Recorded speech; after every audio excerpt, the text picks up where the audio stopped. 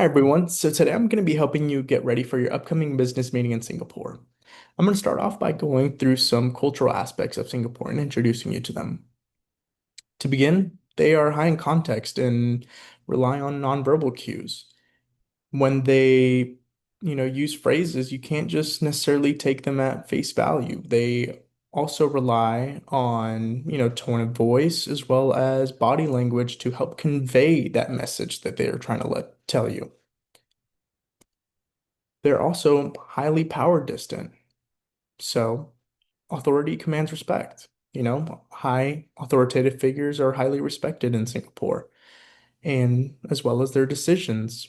So when you talk to authoritative figures, like our business clients, you want to call them Mr. or Mrs. and then their last name. You don't want to use their first name. It's disrespectful to use their first name. So make sure you use Mr. and Mrs. and their last name.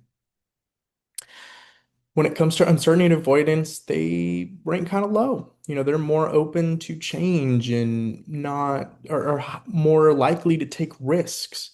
They're not too worried about the uncertainty that the future brings. They're also collectivistic. And when it comes to assertiveness, they're mid to low.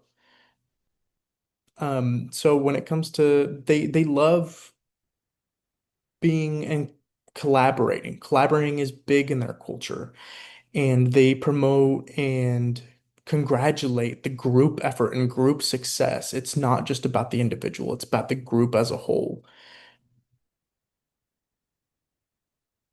When it comes to time orientation, they look towards the future. They want to make oriented goals, long-term oriented goals. And with those long oriented goals, that's how they shape their short-term oriented goals.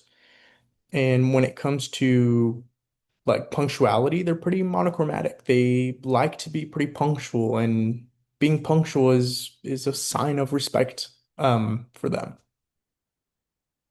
So with that being said, how should you prepare before and for during the meeting? So before the meeting, when you schedule this, you know, in-person meeting, you want to, put a little distance in between. You want to do about 2 to 3 weeks is pretty acceptable.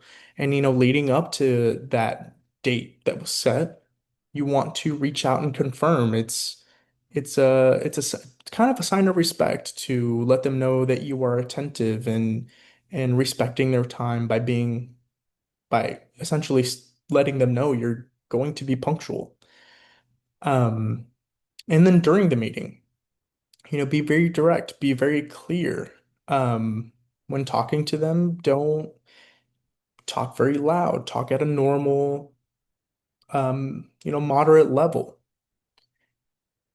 And when it comes to, maybe negotiating or any issues or, disagreements, they tend to avoid a lot of conflict. So a good strategy with them would be the understand and add. You want to understand their perspective and let them know you understand their perspective, and give them that reassurance that you heard them out, and then add your perspective as well. So let them know, hey, I understand your perspective, but here's this perspective as well. So it's more of a collaborative type of negotiation and disagreement confrontation rather than just going in and disagreeing and being kind of hot-headed. Now, after the meeting, going out to dinner is very normal, and typically the host um, is kind of the leader, I guess you could say. So while at dinner, their host will typically order food for you, and trust what they know what's good. So just trust them with that, and as well keep it as a moderate level. And this is their moment to try to get to know you as a person. Not They don't want to talk business; they want to know who they're doing business with. So no business. But that's pretty much it. And I hope you guys have a good business meeting.